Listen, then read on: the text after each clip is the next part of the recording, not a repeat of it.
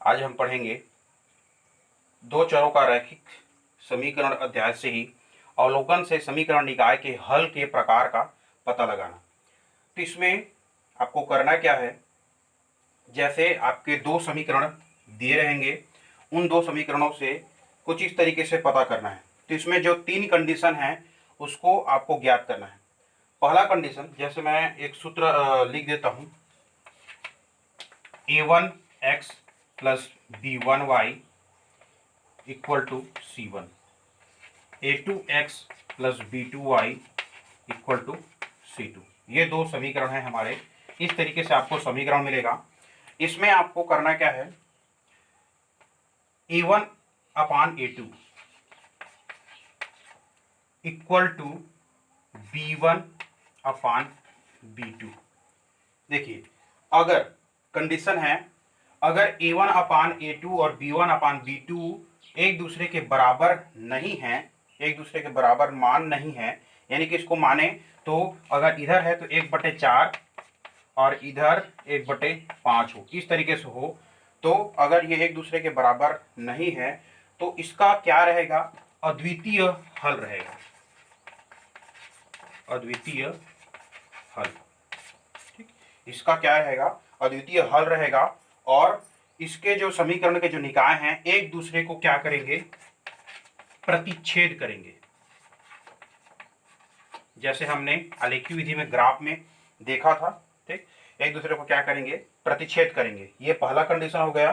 दूसरा कंडीशन है a1 upon a2 plus equal to b1 upon b2 और c1 upon c2।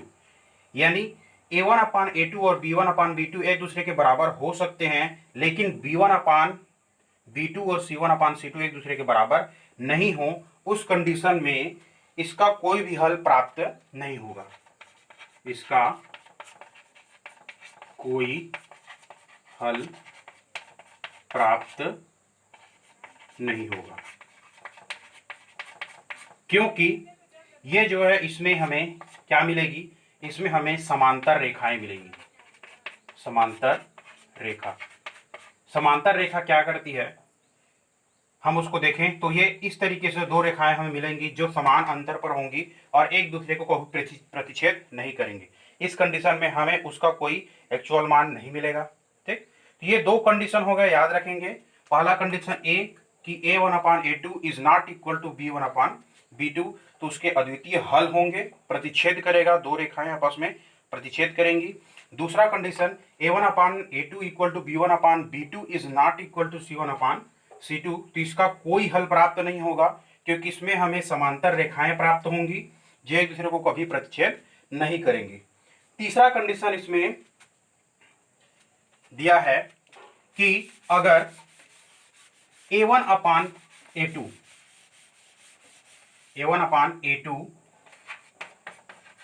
Equal to b1 upon b2 equal to c1 upon c2, यानी कि ये तीनों ही value आपस में अगर बराबर होते हैं, यानी कि कंडीशन इस तरीके से मैं बता दे रहा हूं, 1/2 बराबर 1/2 बराबर 1/2, इस तरीके से तीनों मान जो है आपस में अगर बराबर रहते हैं तो इसके अनंतः अनेक हल प्राप्त होंगे। इसके क्या है, अनेक हल प्राप्त होंगे, क्योंकि इसमें हमें एक मात्र संपाती रेखा प्राप्त होगी, क्योंकि दोनों समीकरण आपस में बराबर होंगे, दोनों की वैल्यू x और y का मान जो है आपस में बराबर रहेगा, तो हमें एक संपाती रेखा ही प्राप्त होगा। इसलिए इसके अनंततः जो है अनेक हल प्राप्त होंगे।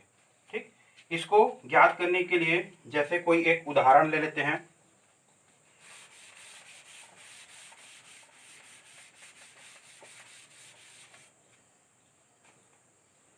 Three x plus 5y plus 5y equal to 12 और 4x plus 2y, 4x plus 2y equal to 5। ये दो समीकरण दिए हुए हैं, a1 b1 c1, a2 b2 और c2। ठीक, इसको हम पहले देखेंगे a1 upon a2 equal to, a1 का मान है 3, a2 का मान है 4, b1 अपान b2 5 और हो गया 2। क्या ये एक दूसरे के बराबर हैं? यानी कि इस कंडीशन में a1 upon a2 is not equal to b1 upon b2। इसको आप देख सकते हैं 3/4 इज नॉट इक्वल टू 5/2। तो इस कंडीशन में जब हमें मिलता है आंसर, तो हम इसको कह सकते हैं कि यह जो समीकरण है वो इसका अद्वितीय हल है। इसका क्या है? अद्वितीय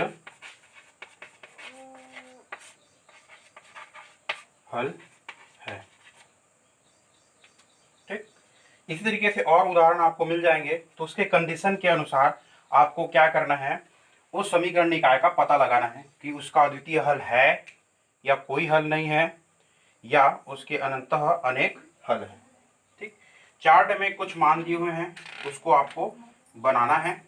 ठीक, कुछ चीज़ों में आपको के समीकरणों में के जो अज्ञात राशि है वो दिया रहता है। तो उस कंडीशन में आपको के का मान ज्ञात करके उस समीकरण निकाय को का जो है पता लगाना है।